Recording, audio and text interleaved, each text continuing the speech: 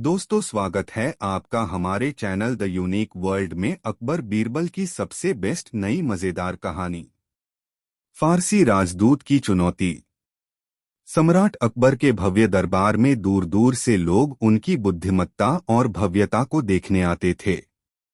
दरबारियों के बीच बीरबल अपनी चतुराई और त्वरित बुद्धि के लिए प्रसिद्ध थे। उनकी ख्याति सीमाओं के पार फैल गई थी और एक दिन एक फारसी राजदूत बीरबल को चुनौती देने के लिए दरबार में आया। राजदूत, जो एक अत्यंत बुद्धिमान और गर्वित व्यक्ति था, अकबर के पास आया और कहा, महामहिम, मैंने आपके बुद्धिमान मंत्री बीरबल के बारे में बहुत सुना है। मैं यहाँ उनकी बुद्धिमत्ता की परीक्षा लेने आया हूँ।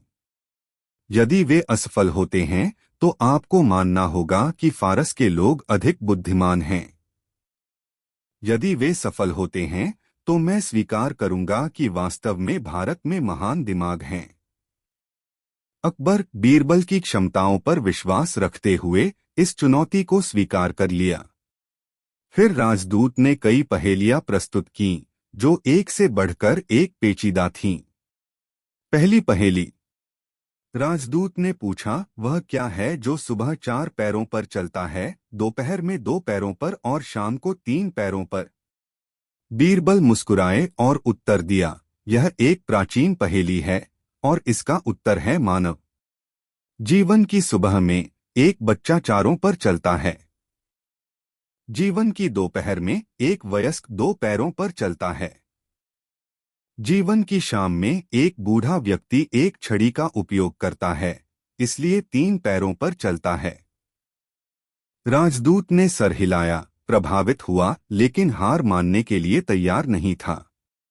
दूसरी पहेली। अगली पहेली में राजदूत ने पूछा, वह क्या है जो एक कमरे को भर सकता है लेकिन कोई जगह नहीं लेता? बीरबल ने थोड़ी देर सोचा और उत्तर दिया, प्रकाश। यह पूरे कमरे को भर सकता है लेकिन कोई भौतिक जगह नहीं लेता। राजदूत अचंभित था, लेकिन उसने अपनी चुनौती जारी रखी। तीसरी पहेली। अंतिम पहेली के लिए राजदूत ने पूछा, मेरे पास शहर हैं लेकिन घर नहीं, जंगल हैं लेकिन पेड़ नहीं, नदियां हैं लेकिन पानी नहीं। मैं क्या हूं? बीरबल ने तुरंत उत्तर दिया, एक नक्शा। इसमें शहर, जंगल और नदियों के प्रतीक होते हैं, लेकिन वे वास्तविकता में नहीं होते। दरबार तालियों की गड़गड़ाहट से गूंज उठा बीरबल के त्वरित और सटीक उत्तरों पर। राजदूत हालांकि प्रभावित हुआ, हार मानने के लिए तैयार नहीं था। उसके पास एक अंतिम चुनौती थी। अंतिम चुनौती। राजदूत ने एक सादा बीज प्रस्तुत किया और कहा, यहाँ एक बीज है। 1 सप्ताह के भीतर इसे एक फलदार पौधे में बढ़ना चाहिए। यदि यह नहीं होता है तो बीरबल असफल होंगे। बीरबल ने बीज को लिया और बारीकी से देखा। फिर उन्होंने अकबर की ओर मुड़कर निवेदन किया, महामहिम, कृपया मुझे इस चुनौती को पूरा करने के लिए 1 सप्ताह का समय दें। अकबर ने सहमति दी और बीरबल बीज के साथ दरबार से निकल गए। पूरा दरबार उत्सुकता से भरा हुआ था, यह जानने के लिए कि बीरबल इस असंभव कार्य को कैसे पूरा करेंगे। 1 सप्ताह बाद। 1 सप्ताह बीत गया और दरबार फिर से इकट्ठा हुआ। राजदूत आत्मविश्वास से भरा हुआ था, यह सुनिश्चित था कि बीरबल असफल होंगे। हालांकि बीरबल शांत मुस्कान के साथ दरबार में प्रवेश किए और एक छोटे से गमले को अपने साथ लाए। उन्होंने गमले को राजदूत के सामने रखा, जिसने अंदर देखा और एक स्वस्थ पौधा देखा जिसमें एक पका हुआ फल लगा था। राजदूत हक्का बक्का रह गया। उन्होंने कहा, यह कैसे संभव है? यह बीज 1 सप्ताह में फलदार पौधे में नहीं बदल सकता। बीरबल ने शांतिपूर्वक समझाया, वास्तव में यह बीज ऐसा नहीं कर सकता था। इसलिए मैंने एक ऐसा पौधा खोजा जो पहले ही फल दे चुका था और इसे इस गमले में पुनर्रोपित किया। आपकी चुनौती बीज के बारे में थी, लेकिन सार यह था कि फलदार पौधा प्रस्तुत किया जाए। कभी कभी सैद्धांतिक संभावना नहीं बल्कि व्यावहारिक समाधान मायने रखता है। दरबार फिर से तालियों की गड़गड़ाहट से गूंज उठा। राजदूत हालांकि परास्त हुआ ने विनम्रतापूर्वक अपनी हार स्वीकार की और बीरबल की चतुराई की प्रशंसा की। उन्होंने स्वीकार किया कि वास्तव में बीरबल सबसे बुद्धिमान व्यक्ति थे जिनसे वह कभी मिले थे। सम्राट अकबर अपने मंत्री पर गर्व करते हुए बीरबल को और भी बड़े सम्मान से नवाजा। फारसी राजदूत अपने देश लौट गया बीरबल की अतुलनीय बुद्धिमत्ता की कहानियां लेकर, जिससे उनकी ख्याति और फैल गई।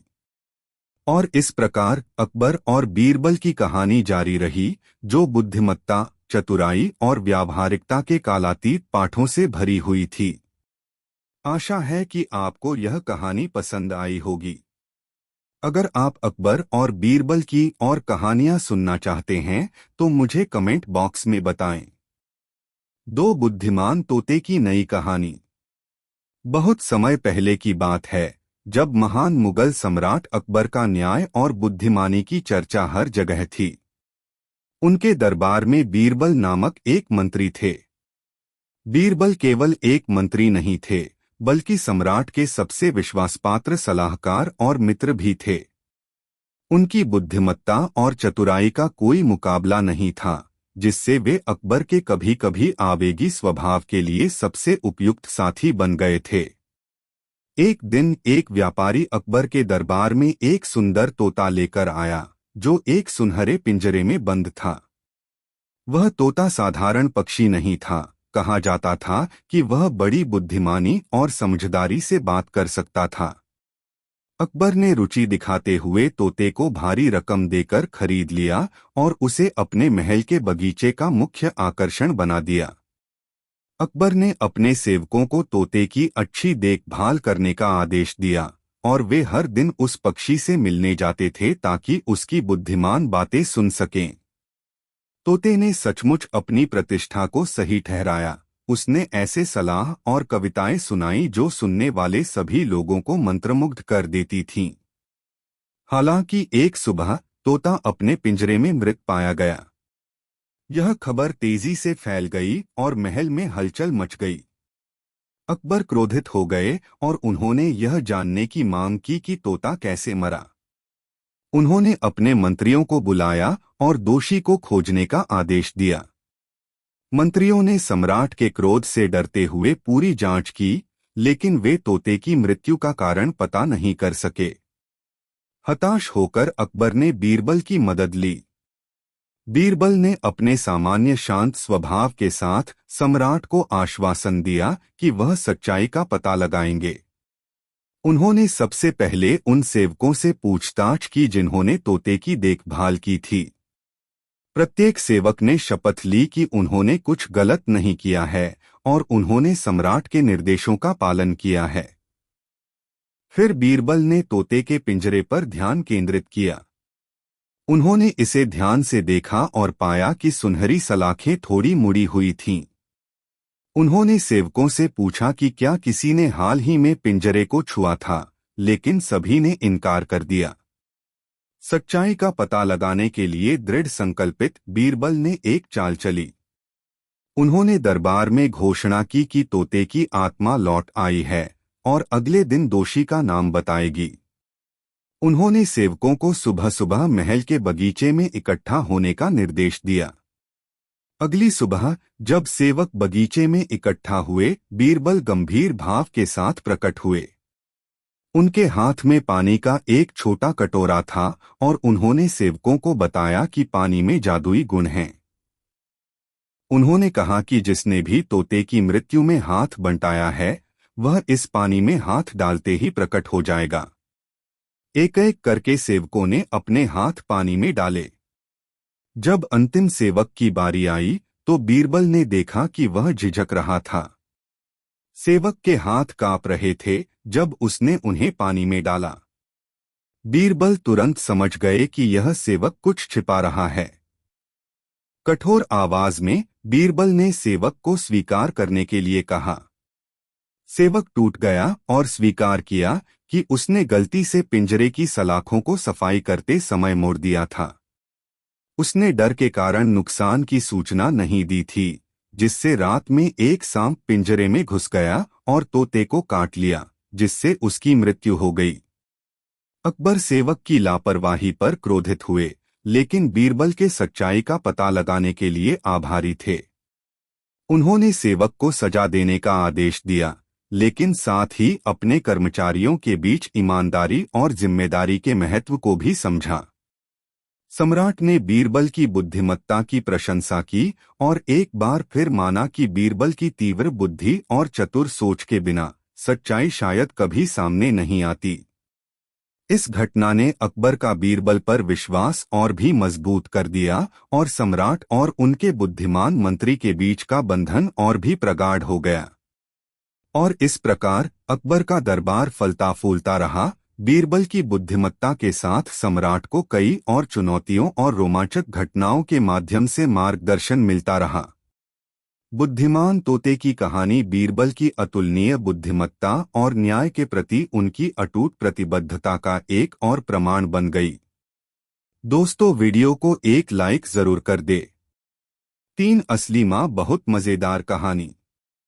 सम्राट का कर्तव्य पृथ्वी पर भगवान की छाया के रूप में काम करते हुए अपने राज्य में शांति व्यवस्था स्थापित करना, कमजोरों की रक्षा करना और दुष्टों को दंड देना होता है। अकबर को अपनी निष्पक्षता पर गर्व था। आखिरकार वह शहंशाह था। दुनिया उसकी शरण में थी। एक दिन उसकी शाही अदालत में 2 औरतें एक बच्चे के साथ आई। वे दोनों फूट फूट कर रो रही थीं। पहली औरत ने कहा, जहांपना, यह बच्चा या मेरा पुत्र है। मैं बहुत बीमार थी और इसकी देखभाल नहीं कर सकती थी, इसलिए मैंने इसे अपनी सहेली के पास छोड़ दिया था। किंतु अब जब मैं ठीक हो गई हूं, तो यह मुझे मेरा पुत्र देने से इनकार कर रही है। इस पर दूसरी औरत ने चीखकर अकबर से कहा, मेरे भगवान, यह झूठ बोल रही है। यह मेरा पुत्र है और मैं इसकी मां हूं। यह औरत इस तरह की कहानियां सुनाकर मेरे पुत्र को ले जाना चाहती है। अकबर यह निश्चय नहीं कर पा रहे थे कि औरतों को कैसे न्याय दिलाया जाए। उसने अपने सबसे बुद्धिमान मंत्री बीरबल को अदालत में बुलाया। बीरबल ने एक के बाद एक दोनों औरतों की बात सुनी और सिर हिलाया। फिर वह अकबर की ओर झुका और बोला, जहांपना, दोनों ही औरतें इस बच्चे की मां होने का दावा कर रही हैं। इसलिए हम इन दोनों को बच्चा दे देते हैं। बादशाह के साथ साथ अदालत ने भी बीरबल को आश्चर्य से देखा। बीरबल ने द्वारपाल से कहा, इस बच्चे को पकड़कर शाही कसाई को दे दो और उसे इसके 2 भाग करने को कहो। जब द्वारपाल ने पहली औरत के हाथ से बच्चे को लिया तो वह जोर से चिल्लाई और बादशाह को पैरों पर गिर गई। उसने विनती की, दया मेरे प्रभु, मेरे बच्चे को नुकसान मत पहुंचाओ। दूसरी औरत को ही मेरे बच्चे को रखने दो। मैं अपनी शिकायत वापस लेती हूं। मैं अपने बच्चे से बहुत प्यार करती हूं और उसे हानि पहुंचते हुए नहीं देख सकती। बीरबल मुस्कराया और अकबर से बोला, महाराज, यही बच्चे की असली मां है। एक मां कुछ भी सहन कर सकती है, किंतु उसके बच्चे को कोई हानि पहुंचाए, यह वह सहन नहीं कर सकती। अदालत में मौजूद हर किसी ने बीरबल की बुद्धि की सराहना की। अकबर ने बीरबल को इस समस्या को सुलझाने के लिए सुंदर उपहार दिया। 4 अशुभ चेहरा नई मजेदार कहानी। बहुत समय पहले बादशाह अकबर के राज्य में यूसुफ नमक एक युवक रहता था। उसका कोई दोस्त नहीं था, क्योंकि सभी उससे नफरत करते थे। सभी उसका मजाक उड़ाते थे और जब वह सड़क पर चलता तो सब उस पर पत्थर फेंकते थे। यूसुफ का जीवन दयनीय था। सभी सोचते थे कि वह बहुत ही बदनसीब है। लोग तो यहाँ तक कहते थे कि यूसुफ के चेहरे पर एक नजर डालने से दिखाने वाले व्यक्ति पर भी बदनसीबी आ सकती है। इस प्रकार भले ही लोग यूसुफ से नफरत कराते थे, पर उसकी कहानी दूरदराज तक प्रसिद्ध थी। यह अफवाहें अकबर के कानों तक भी पहुंची। वह जांचना चाहता था कि क्या लोगों का कहना सच है। उन्होंने यूसुफ को दरबार में बुलाया और उससे विनम्रता से बात की। लेकिन उसी वक्त एक दूत ने दरबार में आकर अकबर को सूचित किया कि बेगम गंभीर रूप से बीमार हैं। उस दूत ने कहा, जहांपना, आपसे अनुरोध है कि आप तुरंत रानी साहिबा के कक्ष में चलें। रानी साहिबा बेहोश हो गई हैं और चिकित्सकों को इसका कारण समझ नहीं आ रहा है। अकबर बेगम के पास भागे। वे पूरी दोपहर उनके बिस्तर के बगल में बैठे रहे। शाम को जब रानी साहिबा फिर से बेहतर महसूस करने लगी, तब अकबर दरबार में लौट आए। यूसुफ अभी भी उनका इंतजार कर रहा था। यूसुफ को देखते ही अकबर को गुस्सा आ गया। वे गरले, तो सारी अफवाहें सच है। तुम वास्तव में मनहूस हो। तुमने बेगम को बीमार बना दिया है। उसने जेल के पहरेदारों को यूसुफ को ले जाने का आदेश दे दिया। बेचारे यूसुफ के पास और कोई चारा नहीं था। वह जोर से चिल्लाया और पहरेदारों से छोड़ने की विनती की। बादशाह का निर्णय बहुत अनुचित था, लेकिन दरबार में कोई भी सम्राट के विरोध में कुछ भी कहने की हिम्मत नहीं कर पाया। अचानक बीरबल वहां गया जहां यूसुफ खड़ा हुआ था और उसके कान में कुछ फुसफुसाया। यूसुफ बादशाह के सामने झुककर बोला, जहां पनाह, में कैदखाने में जाने को तैयार हूं, पर आप मेरे एक सवाल का जवाब दीजिए। यदि मेरे चेहरे को देखकर रानी बीमार हो गई हैं, तो मेरा चेहरा आपने भी देख है, तो आप बीमार क्यों नहीं हुए? अकबर को अपनी गलती का एहसास हो गया। उसने यूसुफ को जाने दिया और खजाने में से सोने का एक थैला उसे भेंट किया। एक बार फिर दरबार में बैठे लोगों ने बीरबल के ज्ञान और बुद्धि की प्रशंसा की। दोस्तों, वीडियो को एक लाइक जरूर कर दे। 5 दोस्तों, यह कहानी अकबर बीरबल की मशहूर कहानियों में से एक है। ये कहानी एक सीख देती है कि कैसे बुद्धिमानी के बदौलत किसी भी चुनौती को जीता जा सकता है। दोस्तों, एक बार की बात है, अकबर ने अपने राज्य में एक स्पर्धा की घोषणा करवाई। इस स्पर्धा में भाग लेने वाले प्रत्येक व्यक्ति को एक बिल्ली और एक गाय दी जाएगी, और जो भी मनुष्य सेहतमंद बिल्ली के साथ साथ सबसे ज्यादा गाय के दूध के पेड़े बनाकर लाएगा, वह विजेता होगा। गाय के दूध पर पहला अधिकार बिल्ली का होगा। इस स्पर्धा में भाग लेने वाले सभी प्रतिभागियों को यह सूचित किया गया कि जिसकी भी बिल्ली भूख के कारण कमजोर हुई या बीमार पड़ी, उसको दंड स्वरूप 100 कोड़े मारे जाएंगे, और जिसने भी दूसरे गाय के दूध के पेड़े बनाए या पेड़े में मिलावट की, उसे भी 100 कोड़े मारे जाएंगे, तथा जिसने यह दोनों अपराध किए, उसे 200 कोड़े मारे जाएंगे। वहीं जिसकी बिल्ली सेहतमंद होगी और जिसके पास सबसे से ज्यादा पेड़े होंगे, उसे विजेता घोषित किया जाएगा, और उसे पुरस्कार स्वरूप 100 स्वर्ण मुद्राएं, सोने के सिक्के दी जाएंगी। स्पर्धा में नामांकन के लिए उमड़ी भीड़। इस स्पर्धा के समाचार को सुन लोगों में जोश भर गया। स्पर्धा में भाग लेने हेतु नामांकन विभाग भारी भीड़ पहुंची। बीरबल ने उमड़ी भीड़ को लेकर कर्मचारियों से पूछा, यह सब यहाँ क्यों आए हैं?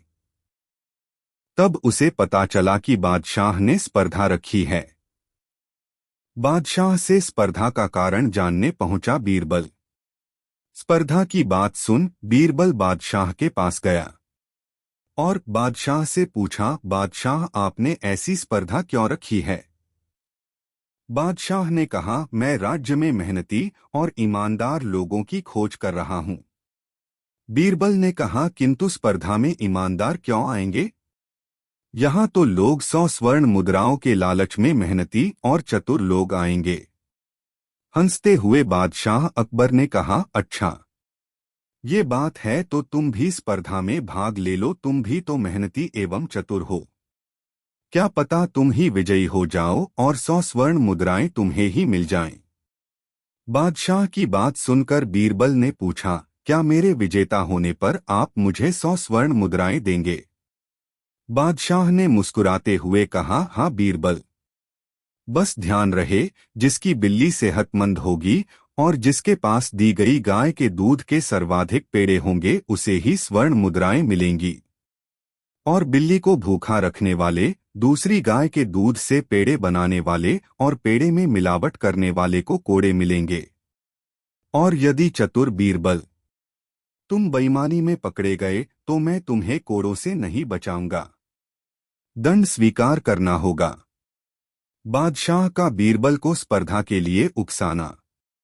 बादशाह की बातें सुनकर चालक बीरबल ने कहा, बादशाह, चतुराई और बेईमानी अलग अलग है। बादशाह ने कहा, तो तुम स्पर्धा में विजेता बनकर इसे सिद्ध कर दो। बीरबल ने बादशाह अकबर से पूछा, किसी ने बेईमानी की है, यह सुनिश्चित कैसे करेंगे? अकबर ने कहा, मैंने उसके लिए जासूसों का जाल नगर में बिछा दिया है। मुझे सारी खबर मिलती रहेगी। मन से संदेह दूर हो गए हों तो जाकर नामांकन करवा लो। बीरबल, अकबर ने मुस्कुराते हुए कहा। बादशाह की बातें सुनकर बीरबल मुस्कुराया और कहा, जैसा आपका आदेश बादशाह। और नामांकन के लिए कार्यालय की ओर चल पड़ा। सारे प्रतिभागियों के साथ बीरबल ने भी नामांकन भर दिया। सभी प्रतिभागियों को एक बिल्ली और एक गाय दी गई और 1 महीने का समय दिया गया। सभी प्रतिभागी अपनी बिल्ली को सेहतमंद बनाए रखने और बचे हुए दूध से पेड़े बनाने में जुट गए। वहीं बादशाह के जासूस भी सभी प्रतिभागियों पर नजर बनाए हुए थे। धीरे धीरे 1 महीना बीत गया और प्रतियोगिता समाप्त हुई। सभी प्रतिभागी अपनी अपनी बिल्ली और बनाए हुए पेड़ों की पोटली लेकर बादशाह के दरबार में पहुंचे। सबसे पहले जासूसों ने उनके नाम की घोषणा की जिन्होंने दूसरी गायों की दूध से भी पेड़े बनाए थे। नाम की घोषणा के साथ ही उन्हें दंड मिला, परंतु उसमें बीरबल का नाम नहीं था। उसके बाद सभी प्रतिभागियों के पेड़ों की पोटली खोली गई और सभी की बिल्लियों की जांच हुई। जिनकी बिल्लियां भूख की वजह से सेहतमंद नहीं थी, बीमार सी थी, जांच के बाद जिनकी वो बिल्लियां थीं उन प्रतिभागियों को सजा हुई। जिनके जिनके पेड़ों में मिलावट थी उनको भी सजा हुई। फिर अंत में 25 से 30 लोग बचे, जिनमें से एक बीरबल था। सभा में बैठे बीरबल को नापसंद करने वालों ने कहा, अरे बीरबल, बेईमानी नहीं कर पाए, इस बार तो बादशाह ने अच्छी तरकीब लगाई। केवल 25 से 30 लोगों की बिल्लियां सेहतमंद थी और उनके पेड़े उत्कृष्ट गुणवत्ता के थे। जांच में पता चला कि सबसे ज्यादा पेड़े बीरबल के पास है और उसकी बिल्ली भी सेहतमंद है। फिर लोगों के बीच में कानाफूसी होने लगी कि बीरबल ने कोई बेईमानी नहीं की तो फिर इसके पास इतने अधिक पेड़े कैसे हैं और इसकी बिल्ली भी सेहतमंद है। बाकी लोगों की तुलना में बीरबल के पेड़े दुगने थे और बादशाह के नियम के अनुसार गाय के दूध से पहले बिल्ली को पोषित करना था और फिर पेड़े बनाने थे। ये बात लोगों को अनहोनी सी लगने लगी। लोगों ने अनुमान लगाया कि अवश्य ही बीरबल ने दूसरे गाय के दूध से पेड़े बनाए हैं। चूंकि बीरबल बादशाह का खास है, इसलिए शायद जासूस उसकी शिकायत नहीं कर रहे। धीरे धीरे यह कानाफूसी बादशाह तक जा पहुंची। तो क्रोधित बादशाह ने कहा, बीरबल, नियम के अनुसार तो तुम ही विजेता हो, पर इन 100 सोने के सिक्कों पर तभी तुम्हारा अधिकार होगा यदि तुम सभा में सबको बता पाओ कि तुमने उतने ही दूध में बाकी लोगों से अधिक पेड़े कैसे बनाए। बीरबल ने कहा, जहां पनाह, मेरी बिल्ली तो दूध पीते ही नहीं है, इसलिए मैंने सारे दूध के पेड़े बना दिए। बादशाह ने गुस्से में बोले, ऐसा कैसे हो सकता है कि बिल्ली दूध ना पिए? यदि ऐसा है तो क्या मैं बिल्ली को दूध परोसने का आदेश दे दूं? यदि बिल्ली ने दूध पी लिया तो तुम्हें दंड स्वरूप 100 कोड़े मारे जाएंगे, झूठ बोलने के लिए। बीरबल ने कहा, मुझे मंजूर है बादशाह, परंतु यदि बिल्ली ने दूध नहीं पिया तो फिर क्या होगा? तो बादशाह ने कहा, बीरबल, फिर मैं तुम्हें विजेता घोषित कर 100 स्वर्ण मुद्राएं दूंगा। बीरबल ने कहा, मुझे मान्य है, आप बिल्ली को दूध परोसने का आदेश दें। यह कहकर बीरबल ने बिल्ली को आसान पे बिठा दिया और स्वयं दूर खड़ा हो गया।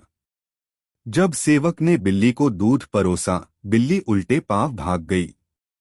तब बीरबल ने कहा, जहांपना, मैंने कहा था ना मेरी बिल्ली दूध नहीं पीती।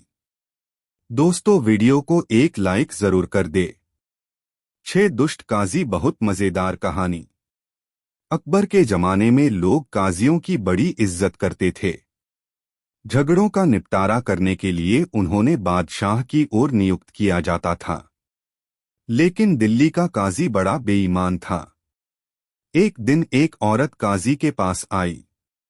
उसने एक थैली काजी की दी और बोली, हुजूर, मैं हज के लिए जा रही हूं। यह थैली अपने पास रख लीजिए। इसमें 1000 सिक्के हैं। हज से लौटने पर मैं अपनी थैली आपसे ले लूंगी। काजी ने थैली देखी और पूछा, कब तक लौटोगी? औरत बोली, मक्का जा रही हूं, हुजूर। दूर का सफर है।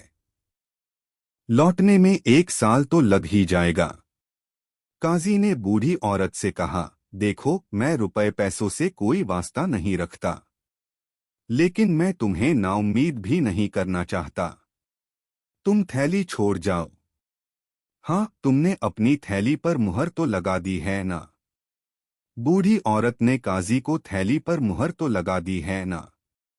बूढ़ी औरत ने काजी को थैली दिखाई और हज के लिए चली गई। वह 1.5 साल बाद वापस लौटी तो सबसे पहले काजी के पास गई। उसने काजी से कहा, हुजूर, थैली रखने के लिए बहुत बहुत शुक्रिया।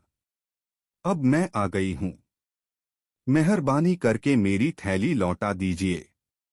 काजी अंदर गया और एक थैली लेकर बाहर आया। बूढ़ी औरत को थैली देने के पहले उसने कहा, ले जाने से पहले अपनी मुहर वगैरह देख लो। बुढ़िया ने काजी को शुक्रिया अदा। काजी अंदर गया और एक थैली लेकर बाहर आया। बूढ़ी औरत को थैली देने के पहले उसने कहा, ले जाने से पहले अपनी मुहर वगैरह देख लो। बुढ़िया ने काजी को शुक्रिया अदा किया और अपने घर चली गई। घर जाकर जब उसने थैली खोली तो उसे चक्कर आ गया।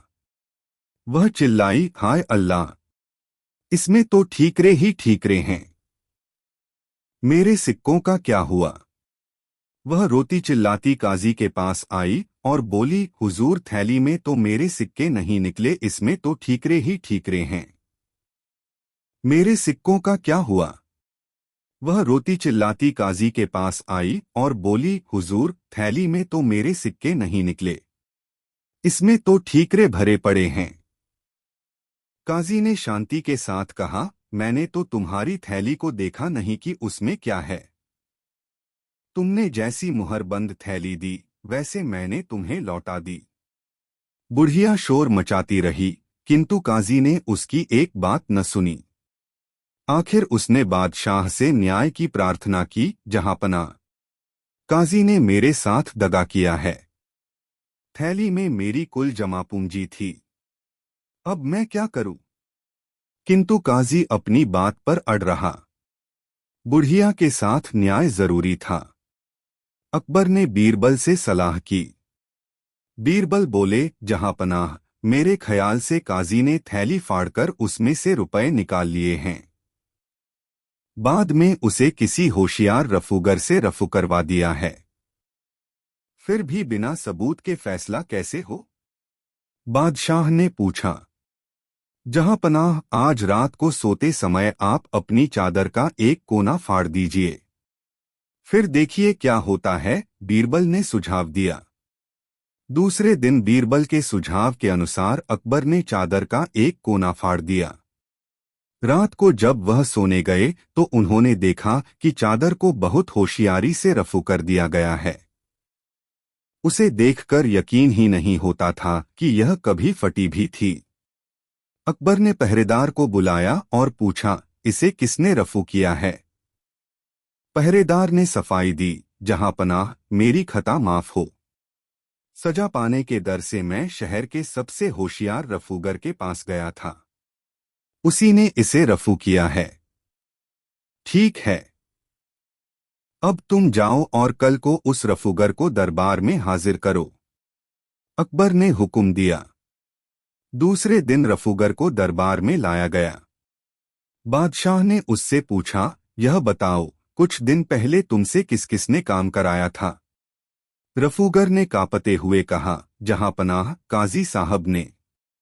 मैंने उनकी ठीकरों से भरी थैली रफू की थी। इसके बाद काजी को दरबार में बुलाया गया। वहां रफूगर को देखकर उसके होश गुम हो गए। वह जमीन पर गिड़गिड़ाने लगा, जहां पनाह, मैं कबूल करता हूं कि इस औरत के सिक्के मैंने ही लिए थे। अकबर ने हुक्म दिया, काजी, तुम्हें बर्खास्त किया जाता है। इस बुढ़िया को चुकाने के बाद तुम्हारे पास जो भी दौलत बचेगी उसे शाही खजाने में जमा कर दिया जाएगा। इस इंसाफ से बुढ़िया बहुत खुश थी। अकबर अपने प्रिय बीरबल के बारे में सोच रहे थे। दोस्तों, कहानी कैसी लगी कमेंट में ज़रूर बताएं। इसी और नई मज़ेदार कहानी सुनने के लिए हमारे चैनल द यूनिक वर्ल्ड को सब्सक्राइब ज़रूर कर लें और यह वीडियो अपने मित्रों को ज़रूर शेयर करें। वीडियो देखने के लिए बहुत बहुत धन्यवाद। एक बार बादशाह अकबर को पान की तलब हुई। उन्होंने अपने एक खास पान वाले को पान लगाने के लिए कहा। उसने पान बनाकर बादशाह को दे दिया। बादशाह ने चुपचाप पान खाया और उस पान वाले को अगले दिन आधा किलो चूना दरबार में लेकर आने को कहा। वह नहीं जानता था कि बादशाह ने उसे ऐसा क्यों कहा। वह चुपचाप चूना लेने बाजार चला गया। उसने दुकानदार से आधा किलो चूना मांगा। दुकानदार ने उससे पूछा कि इतना चूना क्यों खरीद रहे हो? उसने बताया कि किस तरह उसने बादशाह को पान दिया था। दुकानदार को समझते देर न लगी कि कुछ गड़बड़ है।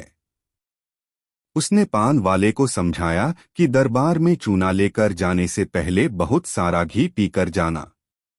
उसने सलाह मानकर वैसा ही किया और दरबार में जाने से पहले खूब सारा घी पी लिया।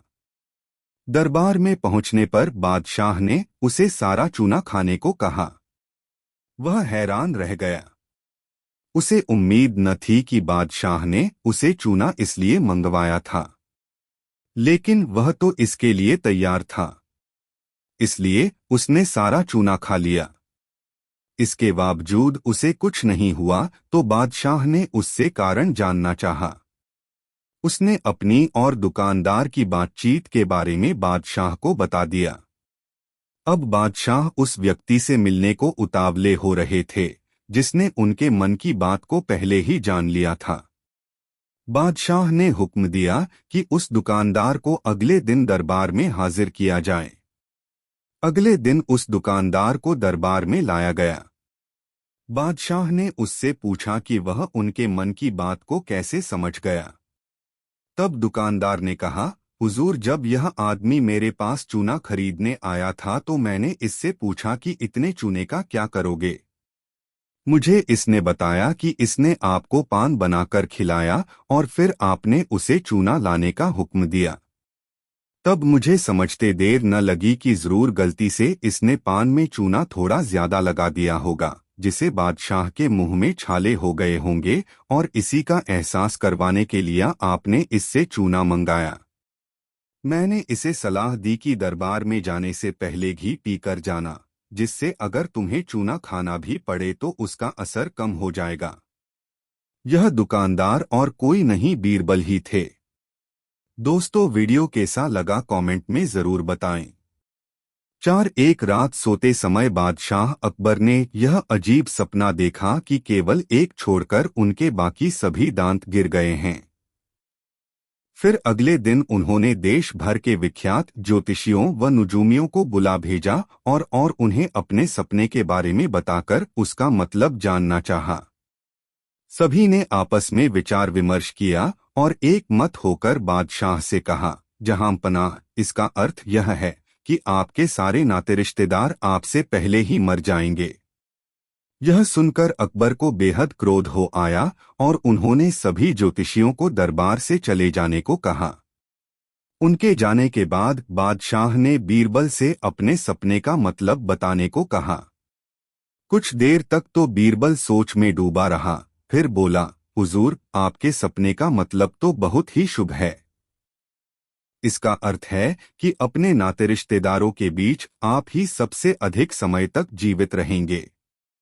बीरबल की बात सुनकर बादशाह बेहद प्रसन्न हुए। बीरबल ने भी वही कहा था जो ज्योतिषियों ने, लेकिन कहने में अंतर था। बादशाह ने बीरबल को इनाम देकर विदा किया। दोस्तों, वीडियो को एक लाइक जरूर कर दे। 13 अकबर और बीरबल चतुर मंत्री। मुगल सम्राट अकबर, जो भारत के तीसरे मुगल सम्राट थे, अपनी बुद्धिमत्ता, न्यायप्रियता और समावेशी शासन के लिए जाने जाते थे। उनके कई दरबारियों में से एक अपनी असाधारण चतुराई और बुद्धिमत्ता के लिए प्रसिद्ध था, बीरबल। अकबर और बीरबल के बीच का संबंध केवल एक शासक और उसके सलाहकार का नहीं था, बल्कि एक घनिष्ठ मित्रता का भी था। बीरबल का असली नाम महेश दास था, लेकिन वे अपने दरबारी नाम बीरबल से प्रसिद्ध हुए। अन्यायी व्यापारी का मामला। एक दिन एक गरीब किसान न्याय की मांग के लिए सम्राट अकबर के दरबार में आया। किसान ने दावा किया कि एक धनी व्यापारी ने उसे बड़ी राशि से ठगा है। उसने अपनी कहानी सुनाई, जिसमें उसने व्यापारी से बीज खरीदने के लिए पैसे उधार लिए थे। कर्ज और ब्याज चुकाने के बावजूद व्यापारी ने भुगतान प्राप्त करने से इनकार कर दिया और अधिक पैसे की मांग की, यह धमकी देते हुए कि अगर किसान ने पैसे नहीं दिए तो वह उसकी जमीन जब्त कर लेगा। अकबर किसान की दुर्दशा से बहुत प्रभावित हुए और उसे आश्वासन दिया कि न्याय अवश्य मिलेगा। उन्होंने बीरबल को मामले को सुलझाने के लिए बुलाया। बीरबल की जांच। न्याय और तीव्र बुद्धि के लिए प्रसिद्ध बीरबल ने मामले की पूरी जांच करने का निर्णय लिया। उन्होंने किसान और व्यापारी दोनों को दरबार में बुलाया। व्यापारी अपने धोखे पर विश्वास करते हुए सम्राट के सामने घमंड से खड़ा हुआ, जबकि किसान भयभीत होकर कांप रहा था। बीरबल ने व्यापारी से पूछा, क्या आपके पास यह साबित करने के लिए कोई गवाह है कि किसान ने कर्ज का भुगतान नहीं किया है?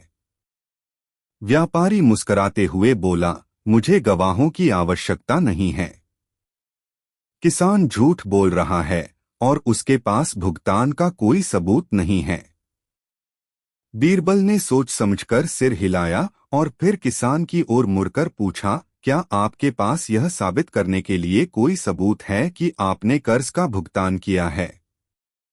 किसान ने निराश होकर स्वीकार किया कि उसके पास कोई लिखित प्रमाण या गवाह नहीं है, क्योंकि उसने व्यापारी के शब्दों पर भरोसा किया था। चतुर योजना। दोनों पक्षों की बातें सुनने के बाद बीरबल ने एक चतुर योजना बनाई। उन्होंने व्यापारी से वह थैला लाने को कहा जिसमें किसान ने कथित रूप से भुगतान के लिए पैसे रखे थे। व्यापारी बीरबल की मंशा से अनजान सहर्ष सहमत हो गया और थैला ले आया। बीरबल ने फिर दरबार में एक बड़ा मिट्टी का बर्तन लाने को कहा। उन्होंने व्यापारी को थैले को बर्तन में रखने का निर्देश दिया। जब थैला बर्तन में रख दिया गया तो बीरबल ने बर्तन को पानी से भर दिया और एक छड़ी से हिलाया।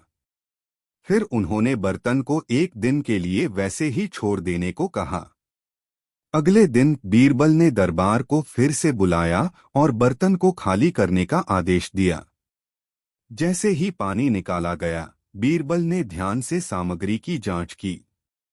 सबकी हैरानी के लिए थैला साबुत था, लेकिन पानी में छोटे कागज के टुकड़े तैर रहे थे। बीरबल ने समझाया, अगर किसान ने पैसे को थैले में रखा होता और थैला इस समय तक अछूता होता तो पानी में पैसे घुल जाते और हमें उसके अंश दिखाई देते। चूंकि कोई अंश नहीं है, यह स्पष्ट है कि जब व्यापारी ने इसे यहाँ लाया तब थैला खाली था। न्याय मिला। बीरबल की चतुर चाल से दरबार आश्चर्यचकित था। व्यापारी का छल उजागर हो गया और वह सबूत का खंडन नहीं कर सका। अकबर बीरबल की बुद्धिमत्ता से प्रभावित होकर व्यापारी को किसान के पैसे लौटाने और उसे हुई परेशानी का मुआवजा देने का आदेश दिया। व्यापारी को उसकी बेईमानी के लिए भी दंडित किया गया। किसान खुशी से अभिभूत होकर बीरबल और सम्राट अकबर को उनके न्याय के लिए धन्यवाद दिया। बीरबल की चतुराई और सम्राट के न्यायप्रिय निर्णय की कहानी दूर दूर तक फैल गई, जिससे यह विश्वास और मजबूत हुआ कि अकबर के शासन में हमेशा न्याय मिलेगा। यह कहानी बीरबल की अद्वितीय चतुराई और सम्राट अकबर के न्यायपूर्ण और बुद्धिमान शासन को प्रदर्शित करती है। उनकी कहानियां आज भी बुद्धि और न्याय के अनंत उदाहरण के रूप में मनाई जाती हैं। दोस्तों, अकबर बीरबल की यह मज़ेदार कहानी आपको कैसी लगी कमेंट में ज़रूर बताएं। ऐसी और नई मज़ेदार कहानी सुनने के लिए हमारे चैनल द यूनिक वर्ल्ड को सब्सक्राइब ज़रूर कर ले और यह वीडियो अपने मित्रों को ज़रूर शेयर करें। वीडियो देखने के लिए धन्यवाद।